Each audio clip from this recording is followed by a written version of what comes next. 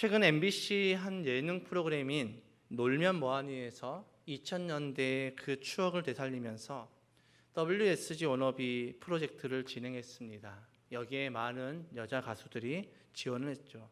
그 중에서 많은 사람들로부터 반가움과 또 뭉클함을 주었던 한 여자 가수가 있습니다. 2000년 초반에 실력파 3인조 가수였던 시아의 member 이보람 가수입니다.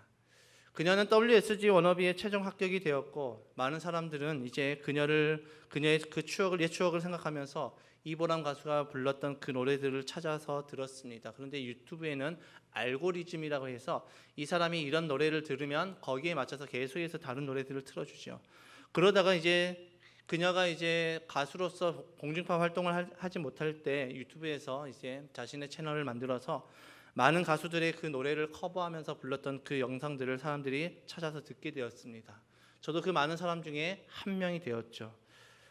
저는 우연히 그녀가 커버했던 노래를 듣던 중에 이 노라조라는 그룹이 있었는데 그 그룹에서 그 노래를 불렀던 형이라는 제목의 노래를 듣게 되었습니다.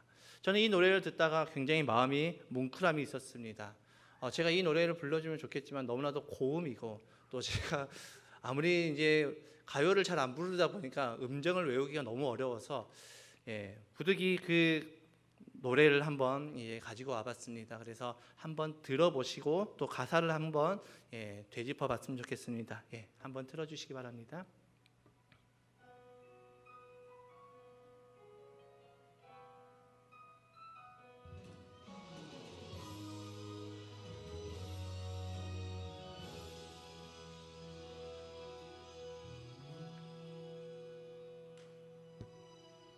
삶이란 시련과 같은 말이야. 고개 좀 들고 어깨 펴자샤.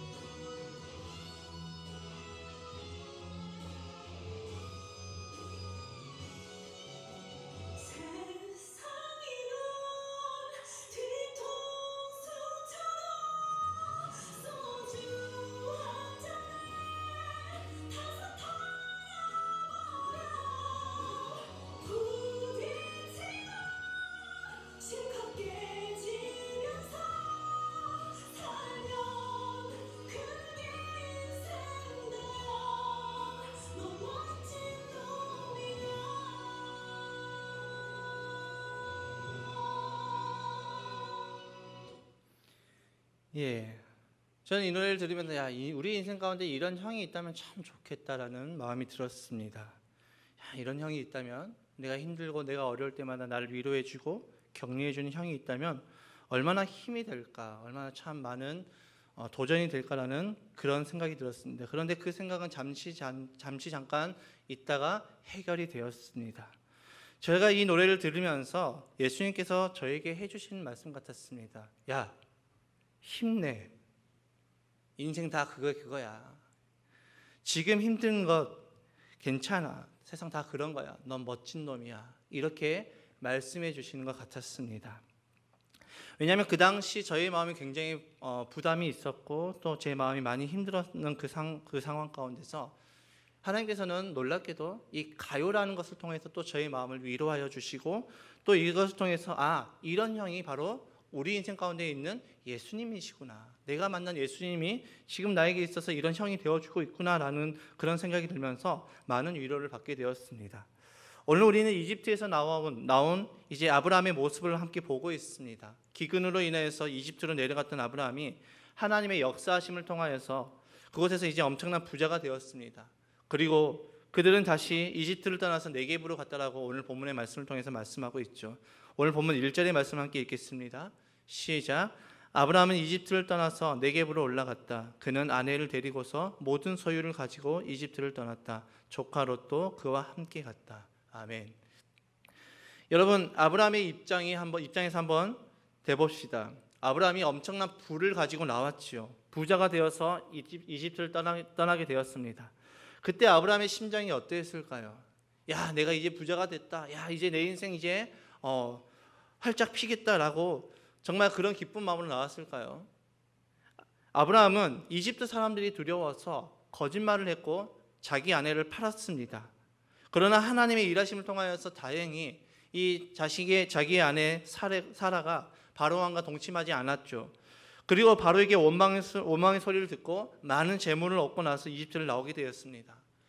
이 아브라함의 심정에서 봤지? 사라 봤지? 내가 이렇게 해서 내가 이렇게 부자가 되었어라고 의기양양하면서 나왔을까요? 결코 아니죠. 그의 어깨는 축 처졌을 것입니다. 남자로서 굉장히 부끄러웠을 것이죠. 또 한 아내의 남편으로서 아내의 얼굴을 제대로 쳐다보지 못했을 것입니다. 내가 아내에게 무슨 행동을 한 거지? 지금 나 살자고 내 아내를 판 거야? 그리고 그 대가로 이것을 내가 받고 나왔어? 참 내 인생 한심하다. 내가 진짜 사람 맞나? 나 이러고도 남자 맞나? 이런 수많은 감정들이 자기를 괴롭히고 자기를 덮쳐오지 않았을까요? 심지어 그들은 이집트에서 쫓겨나다시피 그 땅을 나오게 되었죠. 창세기 12장 20절의 말씀입니다. 함께 읽겠습니다. 시작.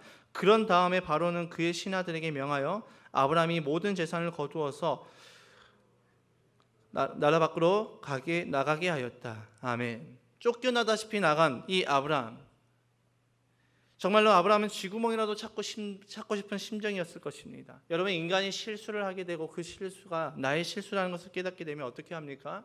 우리 예전에 그런 말을 했을 것입니다. 이불킥을 한다. 밤에 잠을 자려고 누웠다가 내 실수가 생각이 나면 얼굴이 화끈화끈거리면서 이불킥을 시전하죠. 내가 왜 그랬을까? 부끄러워하고 또 책망도 하게 되어 있습니다. 내가 이것밖에 안 되는 사람인가? 내가 이런 존재였을까? 참 한심하다 라고 스스로를 자책하며 책망하며 정말 그런 후회를 하는 것이 인간의 모습이지요. 저도 가끔 제가 실수하게 되면 굉장히 스스로 부끄럽고 책망도 많이 하게 됩니다. 아마도 아브라함이 딱 그런 심정이었던 것 같습니다. 그런데 여기서 끝나는 것이 아니죠. 아브라함을 보게 되면은 왠지 그 인생 가운데 엎친 데 덮친 격이라는 그런 말이 생각이 나는 것 같습니다. 그런 마음 상태로 나왔는데, 정말로 처참하게 무너진 마음 상태로 나왔는데 자신들이 거주하는 곳에서 다툼이 일어났죠. 7절의 말씀 함께 읽겠습니다. 시작. 아브라함의 집 짐승을 치는 목자들과 롯의 집 짐승을 치는 목자들 사이에 다툼이 일어나곤 하였다. 그때 그 땅에는 가나안 사람들과 브리스 사람들도 살고 있었다. 아멘. 여러분, 참 희한한 것은 우리가 인생을 살아가면서 우리가 수많은 사람들을 보고 살아가지만 참 안 되는 사람은 계속해서 안 되는 것 같습니다. 안 되는 사람에게는 계속해서 안 되는 일만 있는 것 같습니다. 엎친 데 덮친 격으로 계속해서 안 좋은 일들만 겹치는 것 같습니다. 아브라함의 그 모습을 보면 아브라함 인생 가운데서 바람잘 날이 없는 것을 우리는 볼 수가 있죠. 이집트에서 아브라함에게는 자신의 인생에서 지고 싶었던 흑역사가 만들어졌습니다. 그래도 나름 많은 보상을 받고 부자는 되었지만 그 마음의 무거운 짐을 어쩔 수는 없었지요. 그래도 잘 살아보려고 했는데 이제는 자신이 살고 있는 그 땅에서 자신의 목자와 조카의 목자들이 서로 계속해서 다투게 되는 일이 일어났습니다. 여러분, 우리가 아브라함이라면 어떻게 했을까요? 아브라함이 그런 상황을 만났으면 어떻게 했을까요? 제가 만약 아브라함이라고 생각해보고 그 감정을 이입해 보니까 이런 말이 떠올랐습니다. 야, 내 인생 진짜 왜 그러냐? 되는 게 하나도 없네. 왜 이렇게 내 인생이 꼬였지? 라고 하면서 이제 낙심이 되면서 될 대로 되라는 식으로 모든 것을 놔버렸을 것 같습니다. 아브라함은 아내 사라와의 관계도 틀어졌지만 이제 조카 롯과의 관계도 틀어질 판이 되었지요. 여러분, 가정에서 아내와의 관계가 틀어지면은 편안하십니까? 저는 편안하지 않더라고요. 아내와 다투고 아내와 싸우고 이제 밖에 나가면 겉으로는 웃고 있지만 속은 타들어갑니다. 이것은 제 경험이지만 아내와 다투면 굉장히 불편합니다. 계속해서 불편한 마음이 저를 짓누릅니다. 제가 가정교회를 하면서 이 아내와 다투었을 때 그 불편함이 더욱 커졌는데 왜 그런가 봤더니 우리는 이 가정교회 안에서 생명의 삶을 통해서 신앙생활에서 가장 중요한 것은 관계라는 것을 배웠습니다. 그것을 배우고 나니까 더 관계가 틀어지면 불편함이 저에게 찾아오는 것이죠. 하나님의 뜻대로 살고 싶지만 정작 나의 삶은 그렇게 되지 않아서 불편한 것이 첫 번째이고, 두 번째 불편함은 집에 가서도 편안하지 않고 불편한 관계가 지속이 되니까 스트레스를 받는 것 때문에 불편함이 찾아오는 것이죠. 서로 사랑하라 했는데 사랑하지 못하는 나의 모습을 바라보면서 스트레스를 받고 짜증이 나기 시작하는 것입니다. 그래서 예민해지게 되는 것이죠. 신앙생활을 오래 하신 분들을 우리가 보게 되면 유난히 예민하시고 까칠하신 분들이 있습니다. 그 이유가 무엇입니까? 사랑하라고 했는데 사랑하지 못하는 나의 모습을 바라보면서 스트레스를 받고 까칠해지고 예민해지기 때문이죠. 머리로는 아는데 그 머리로 아는 하나님의 말씀이 내 삶 가운데 적용되지 않고 내 삶 가운데 나타나지 않으니까 그것으로 인해서 스트레스 받고 짜증이 나고 예민해지고 까칠해지는 것입니다. 그래서 신앙생활을 오래 하신 분들 중에서 이런 분들이 더더욱 이게 가끔씩 나타난다는 것이죠. 그런데 아브라함은 어떻습니까? 우리가 생각하는 일반적인 그런 모습과는 다름의 모습을 보여주고 있습니다. 다툼이 일어났을 때 아브라함은 꼰대처럼 하지 않았습니다. 꼰대처럼 위에서 지시하는 대로 야, 네가 참아야지라고 이야기하지 않았지요. 예민하게 반응하거나 까칠하게 반응하지 않았습니다. 우리의 예상과는 정반대로 반응했지요. 어떻게 반응했습니까? 8절의 말씀 함께 읽겠습니다. 시작. 아브라함이 롯에게 말하였다. 너와 나 사이에 그리고 너의 목자들과 나의 목자들 사이에 어떠한 다툼도 있어서는 안 된다. 우리는 한 핏줄이 아니냐. 아브라함이 그 싸움을 중재하고 있습니다. 그리고 롯에게 충격적인 제안을 하죠. 9절의 말씀 함께 읽겠습니다. 시작. 네가 보는 앞에 땅이 얼마든지 있으니 따로 떨어져서 살자. 네가 왼쪽으로 가면 나는 오른쪽으로 가고 네가 오른쪽으로 가면 나는 왼쪽으로 가겠다. 여러분, 아브라함이 변했습니다. 제가 예전에 재밌게 봤던 프로그램이 있습니다. 우리 아이가 변했어요 있습니다. 우리 아이가 변했어요. 정말 말썽 피우고 정말 고집쟁이였던 아이들이 누구를 만나면 변합니까? 오은영 선생님을 만나면 변하게 되죠. 아브라함도 변했습니다. 기근을 만나고 이집트로 내려갔을 때만 해도 그는 두려워했죠. 무엇 때문에 두려워했습니까? 자신의 예쁜 아내 때문에 자기가 해를 당할까 봐 두려워했습니다. 자기가 죽을까 봐 두려워했죠. 아브라함은 아내를 걱정하는 것이 아니라 자기 자신을 걱정했습니다. 이집트에 내려가면서 아내 걱정이 아니라 가족들 걱정하는 것이 아니라 내가 어떻게 될까 봐 그것을 걱정하고 있죠. 그래서 자기를 위해서 근심하고 걱정하고 있는 그 모습을 우리는 성경을 통해서 보게 되었습니다. 자기의 아내가 어떤 일을 당해도 상관없습니다. 나만 괜찮으면 돼. 엄청난 이기적인 마음으로 갖고 있었지요. 자신의 생명만을 걱정하던 아브라함이었습니다. 이처럼 자기중심적이었던 아브라함이 이제는 타인을 생각하고 타인을 섬기는 사람으로 변화했습니다. 도대체 아브라함에게 무슨 일이 있었을까요? 무엇이 아브라함을 이렇게 변하게 바꿨을까요? 고대 근동 사회에서 이 아브라함의 행동은 도무지 이해할 수 없는 행동이죠. 아브라함이 자신의 권리를 포기한다? 상상할 수도 없는 모습입니다. 마치 조선시대에 우리의 양반들이 종을 섬기면서 종을 상전처럼 모시는 그런 모습을 생각하면 되겠습니다. 그런 모습이 상상이나 되십니까? 상상이 안 되지요. 정말 우리 70년대, 50, 60년대, 70년대 남편이 정말 아내를 지극히 사랑해주고 높여주는 그런 모습을 상상하면 상상이 되십니까? 상상이 안 되지요. 그런데 아브라함이 그렇게 행하고 있습니다. 도무지 상상할 수 없는 그런 일들을 아브라함은 행하고 있죠. 세상의 방법과 세상의 기준을 따라하지 않습니다. 마땅히 자기가 누려야 될 그 권리를 누리지 않죠. 이전에 저희 멘토링 모임에서 저희의 멘토가 되었던 이 안태준 목사님께서 저희 교회에서 오셔서 집회도 하셨죠. 그 목사님께서 이제 주일이 되면은 본인이 사시는 곳에서 은퇴하신 목사님들을 모아서 함께 예배를 드린다고 합니다. 예배를 드리고 함께 이제 식사 공동체를 나누고 나서 이제 목사님이 그 앞치마를 메고 설거지를 한다고 합니다. 설거지를 하니까 처음에는 그 은퇴하신 목사님들이 목사님을 손가락질 하면서 저 병신같이 왜 저렇게 있지라고 생각을 하면서 막 이야기했답니다. 아니 목사님 그렇게 하시면 안 되죠. 우리가 그렇게 하면 우리가 어떻게 됩니까? 라고 했는데 지금은 변화였습니다. 그 목사님들도 이제 밥을 먹으면 자연스럽게 앞치마를 메고 또 고무장갑을 끼고 설거지를 한다는 것이죠. 무엇이 이렇게 변하게 했을까요? 무엇이 그 목사님들을 변하게 했고 무엇이 아브라함을 변하게 했을까요? 도대체 이집트에서 나온 아브라함에게 어떤 일이 있었을까요?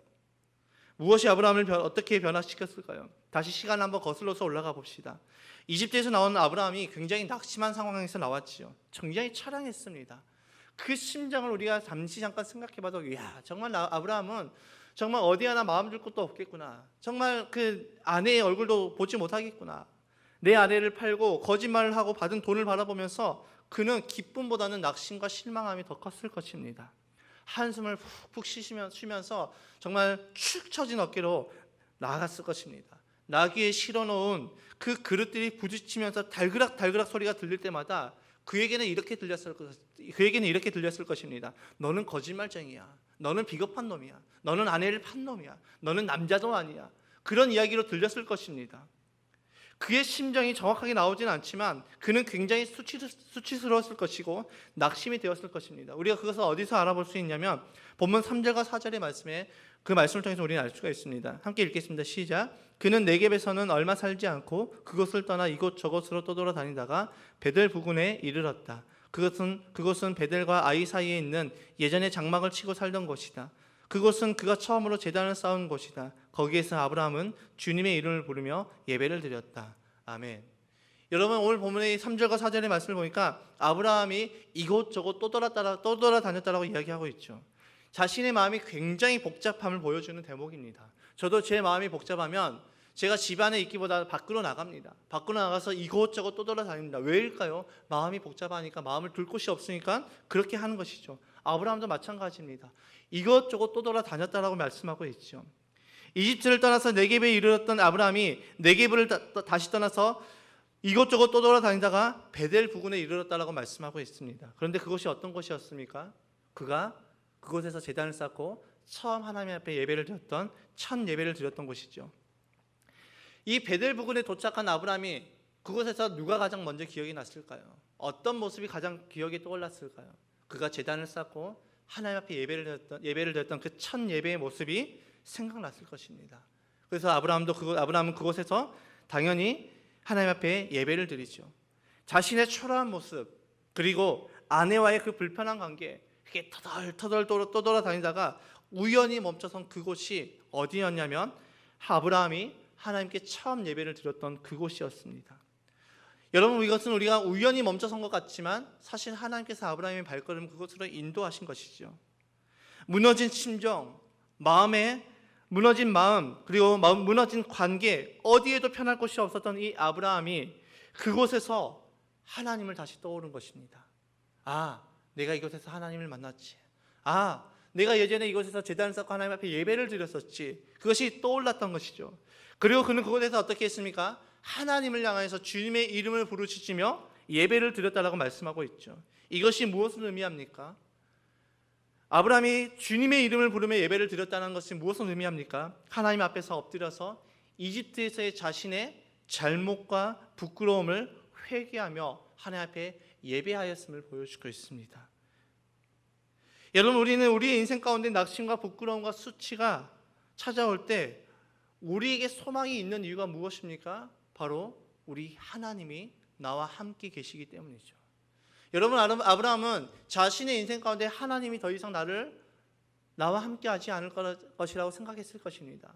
야, 내가 이런 사람인데 아내도 팔고 거짓말도 하고 하나님의 영광과는 전혀 상관없는 그런 삶을 살아갔는데 이래도 하나님께서 나를 안 떠나실까? 야, 참 내 인생 처량하다라고 했을 때 하나님께서는 그 발걸음을 인도하여 주셔서 베델로 옮겨주셨고, 그곳에서 아브라함은 하나님을 기억하고 하나님 앞에 무릎 꿇고 눈물을 흘리면서 예배를 드렸다는 것이죠.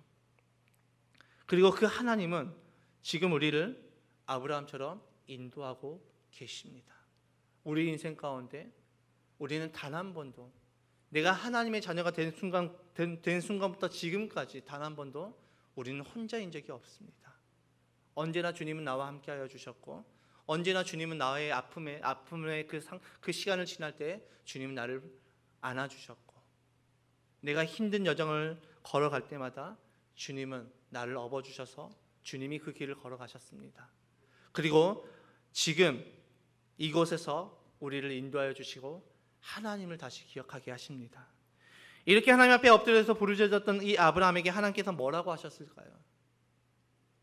하나님께서 야, 네가 잘못한 거잖아, 네가 알아서 해야지, 왜 나한테 와? 라고 하셨을까요? 아닙니다. 제가 서두에 우리가 함께 들었던 이 형이라는 그 노래를 통해서 예수님께서 저를 위로하심을 느꼈듯이 하나님도 아브라함에게 이렇게 말씀했을 것입니다. 야, 짜샤, 힘내. 사는 게 다 그런 거야. 너만 힘든 줄 알아? 야, 너만 그렇게 차량한 모습으로 살아갈 것 같아? 아니야. 내가 있잖아. 힘내. 같이 일어서서 같이 나가자. 내가 너 도와줄게. 내가 너 다시 일으켜줄게. 주님은 이렇게 말씀하셨을 것입니다.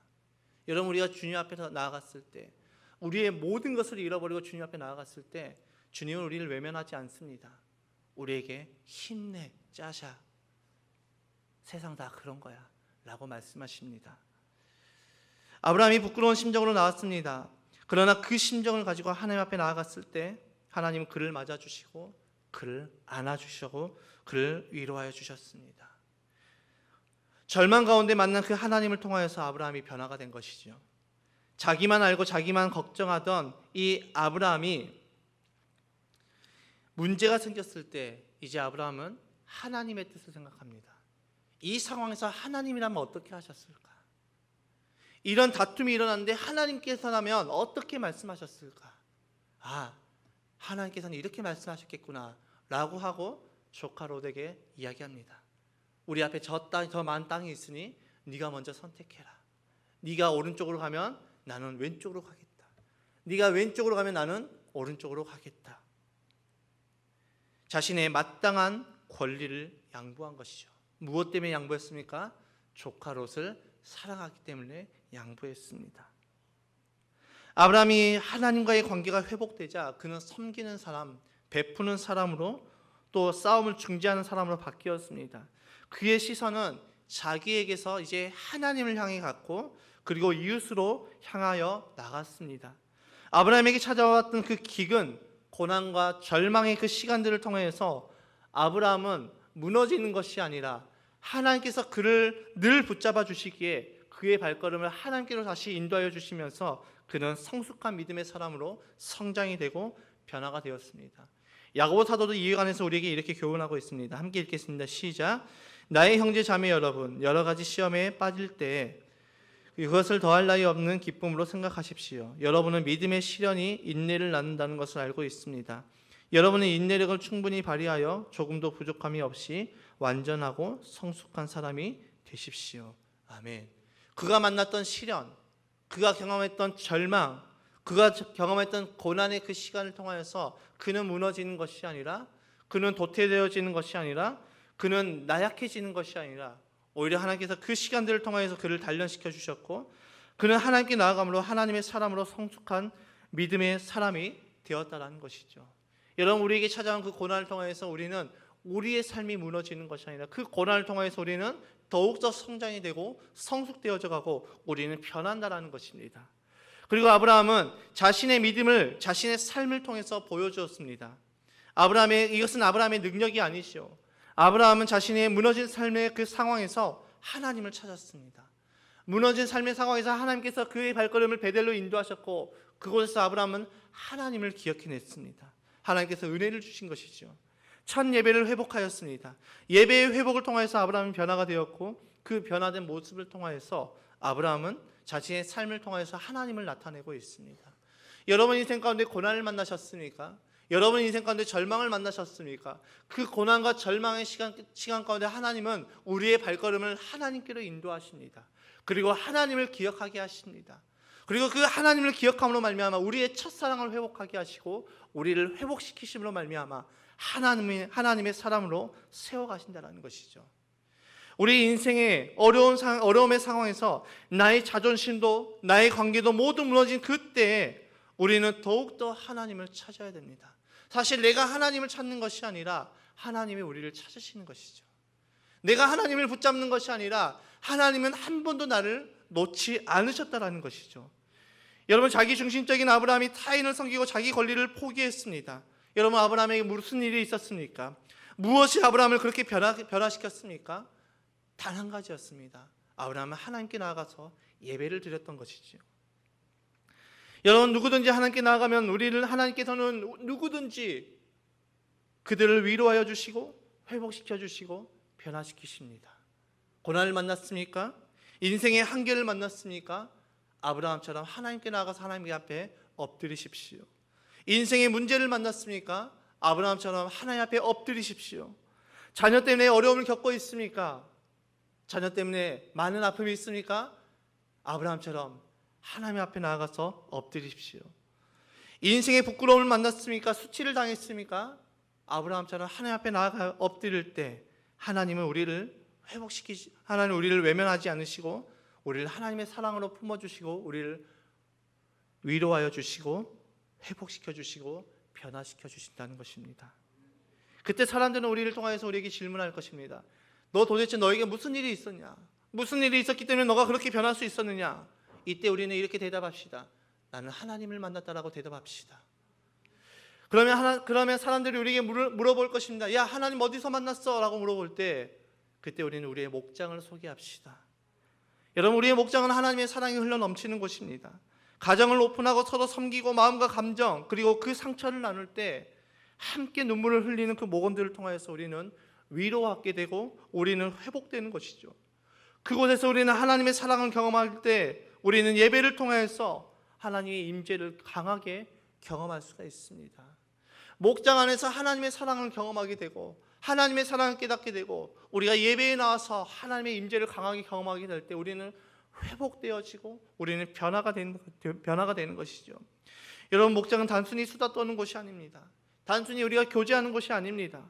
하나님의 사랑으로 섬기고 서로 이해해주고 위로해주는 것이 바로 목장입니다.